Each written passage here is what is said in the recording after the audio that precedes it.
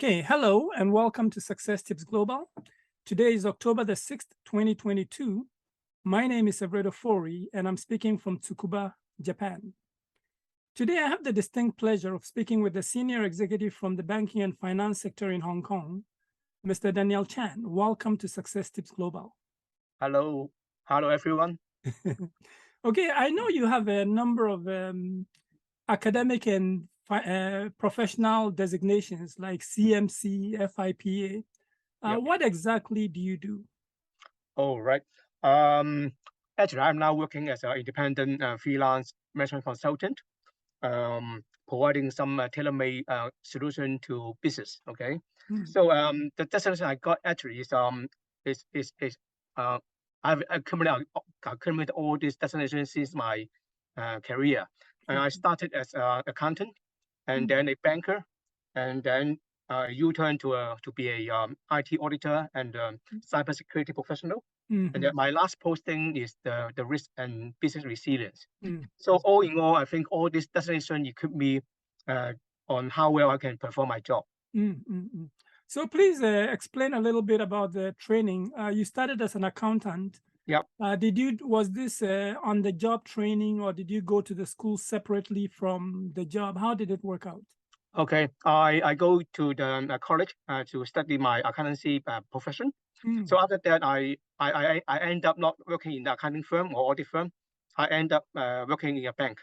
Okay. So at that time, I thought to myself, is I okay to be accountant, or just the account painter, or just become a banker? So I turned my career into a banker. So at that time, I think as a banker, you used to not only know how to do it, but you used to know why you are doing it. That's why I took a banking examination at that time in UK and become a chartered banker at the time. Okay. And what are some of the challenges in the profession of banking? Yeah, I think at that time, banking, I think a long time ago, banking is a must for the buyers and the seller. For example, if you want to do business, you want money, but how do you get the money? So I think at that time, most of the people borrow from the bank, and at the bank side, how they get the money in order to to lend it to the businessman. So I think they get from the depositor. So I think at that time, bank is very simple, just doing the lending and deposit, right? Okay. And then earn the profit margin from the interest spread. But now I think you can see the challenges. Thinking banking is no more than an interest, right? Because nowadays the record low is rising. The interest rate is now rising, but I think it's quite difficult for bank to survive purely on the interest rate differential. So I think most of the time now banking is doing some of the services, like the insurance services or wealth management services, and they charge fee on that services. So the banking keep changing, and at this nowadays we are talking about Web 3.0. So I think the source of fund is no longer restricted to bank. You can get your fund, okay, for example, crowdfunding, things like that, directly from the crowd. So I think getting money is not that difficult as it was in the past. So I think in the banking professional, I think it's quite a challenging time. So just now we are talking about the fintech, the financial technology. That's how how to automate and how to improve the user experience when they do the banking. Well, the banking sector seems like a very serious profession. Was it fun for you? Or Actually, I worked in a bank for my first half of my career. okay. I think when I start graduate, I think banking is quite a secure, job offer, lifetime job security, because working as a bank is a very prestige and seen as a very person of high integrity. That's why you work in a bank. Yeah. But banking itself is quite boring. So that's why when I first, work in the front line for 5 years, I moved to the back office and became IT auditor. That's why I changed career the second time. Okay. Now, to be an IT auditor, did you have to take any new courses, or were you able to use what you had already? Yeah. Oh, actually, IT is completely new to me. Okay. No, my background is accounting and banking, right? It's more on the business. I'm not a computer guy. I'm not a techie guy. And my first degree was not IT or computer science. And I think I was very lucky. I applied for a job opening in the group internal audit. At that time, it's HSBC. So from a frontline banking operator, I think it was quite hard, for a general staff, to go into a very specialized technology audit. But I passed the exam. I even passed the interview, and all the technical paper. At that time, I said to myself, oh, I might have some genes, on the IT side. That's why I pursue some designation like the Certified Information System Auditor, and I started studying a master's degree in computer science, and I changed my career 90-degree turn. Wow, that's amazing. Yeah. Yeah. I know you've traveled a lot. Yep. What do you get out of travel? Wow. I think, as I said, I work in the group IT audit for HSBC. At that time, I travel a lot. I think every 2 months. So I travel to a lot of places. HSBC have a lot of branches and offices in overseas. In Japan, I think we have some local offices. I remember that my farthest destination is Argentina. In the South America. You can imagine, have to fly about more than 40 hours, from Hong Kong all the way, via USA, and then take another flight transfer to the Argentina, Buenos Aires. So I think it's a lot of experience. Right? I think it's eye-opening. In a Chinese saying, I think 1,000 miles of traveling is worth more than 1,000 pages of reading, right? You heard about that? Yeah. So I think traveling is a big gift to me when in terms of business. But in my leisure time, I always like travel. I always take about a month-long vacation. We have a lot of time to go overseas. I like self-driving. Okay, I travel places in places by self-car driving. I enjoy a lot. The most important thing I got is that planning, because every time in terms of work, in terms of personal travel, I do a lot of planning. Okay. Not only the itinerary, not only the things I have to do, in my assignment, but the contingency, the plan B. Okay, that's why to me travel is just planning and planning to respond. Okay, so other than travel, what else do you do for fun? Wow, I like some very sporty things like boating, sailing, hiking, and also cycling, biking. Wow. Now, if somebody wants to visit Hong Kong, what are some places you would recommend to them to visit? Okay, wow, I think Hong Kong is now ready to open up. So I highly recommend, overseas traveler come to see our traditional scenic places like the Peak. You take a tram. We have a very renewed tramway. Now we can get a very new experience. Travel up from the central all the way up to the Peak. The second thing I recommend, is the Big Buddha. Okay. The Big Buddha in the Lantau Island. I highly recommend you take the cable car, from the Dongchong all the way up to the Buddha. It is an amazing journey, I guarantee. And some new places, scenic places, is the M+, the museum, and also the Daiguan. Daiguan used to be a Victoria-style police station in the central. Both these places actually are funded by Hong Kong Jockey Club, my last employer. So I highly recommend it. We put a lot of money, we put a lot of effort, to make all these places a good place for all to come and visit and to see things. Now, considering all your experience, if there are young people who are just beginning to get into the job market, what advice would you give to them? Okay, so I think now the young men and women nowadays is different from what I was. Okay, I to be honest, at the time I have low focus, I have low plan. Okay, I just start to just earn my living. Okay, to a secure job and hoping that it will be a lifetime job security. But I think that for nowadays, people is not I think in terms of the Maslow, the hierarchy of it, they are no longer need the food or the shelter. They need more recognition. Okay, they are high up the hierarchy. So I think as the first question, I think people have to ask themselves why they are here, why they are in the world. I think every people have their own unique life purpose, right? Once you find your life purpose and your mission and what you love, I think the second question is to ask, what are you good at? That means what are your strengths? Okay, because if you know what you love and you know what you are very capable of doing it, so you get a very distinct advantage over other people. Okay, because you love what you do. And the last thing is, if that if the thing that you want to do is you get a living, you know, so get paid. I think you're wonderful, because not many people, you know, enjoy their job and do what they love for a living. So if you find a job that you really love and it is utilizing your strength, your capability, and you got paid, you know, and you can earn a living, congratulations, you are very lucky person in the world. Great. Well, I know that communication is a big part of what you've done.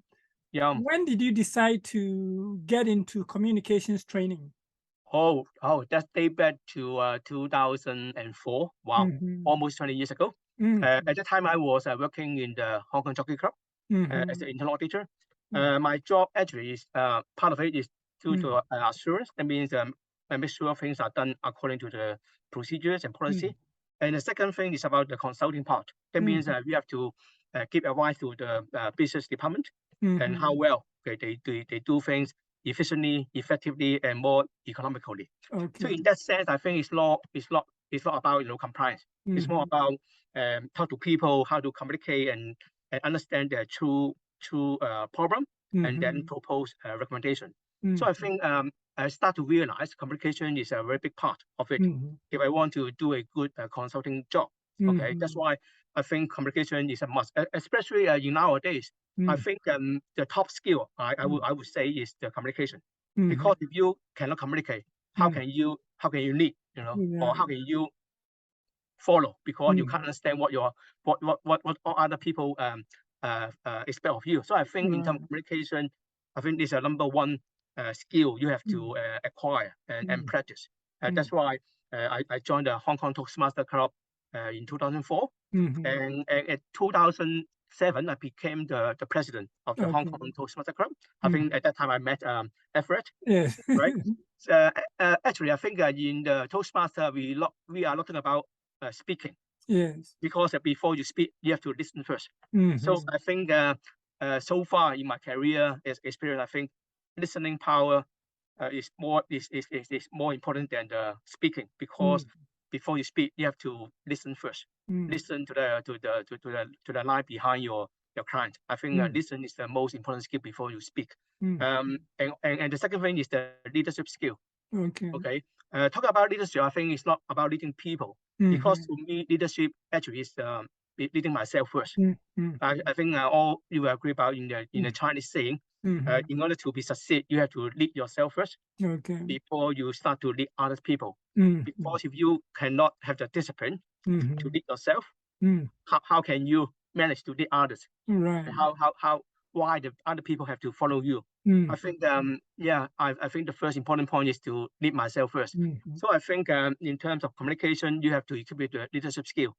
So that's why at the time when I was a president, I coined a motto, to lead.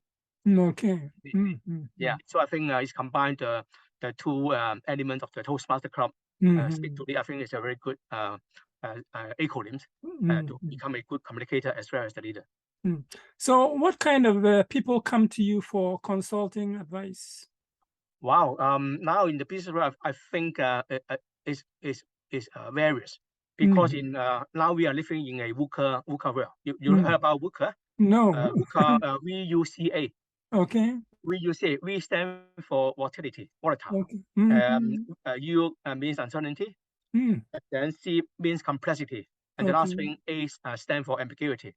So you can see now, even COVID or the war, Ukraine war, these are all create a lot of uncertainties, right? and all a very complexity issue for the world to solve. So I think in this world, I think that people have a lot of problem. Okay, take COVID-19 as an example. I think, as you know, many SME, small medium enterprise, cannot survive. Okay, over this nearly 3 years of COVID-19. Right. That's why I think a lot of people come to us for survival. Some of them come to us for growth. But I think a lot of people, including business, they have a lot of issue which may not be uncovered before COVID-19, because at that time, everything is good. So nobody care about the issue under the carpet. But now, after the COVID-19, I think it's a real test to everyone, including business. So I think COVID-19 brings a lot of opportunity for the consultant to do the business.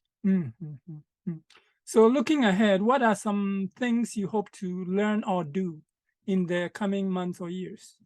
Yep. I said before, I think we need to find our life purpose, right?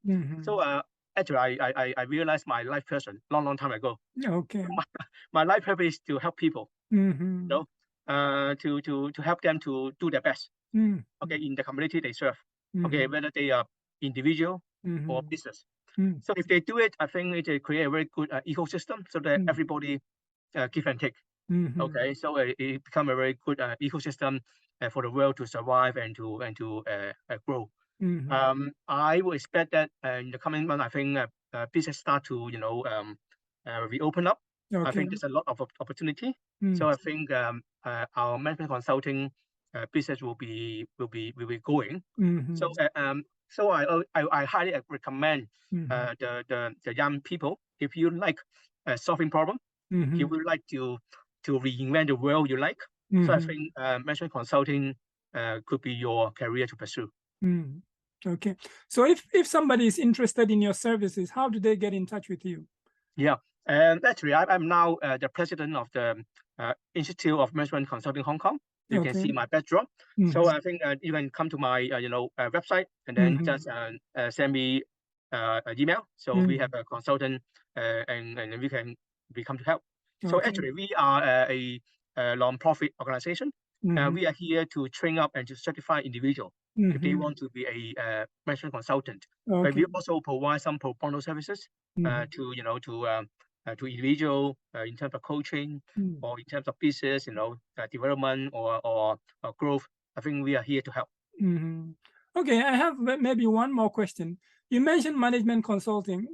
What is the difference between management consulting or management accounting and the regular type of accounting?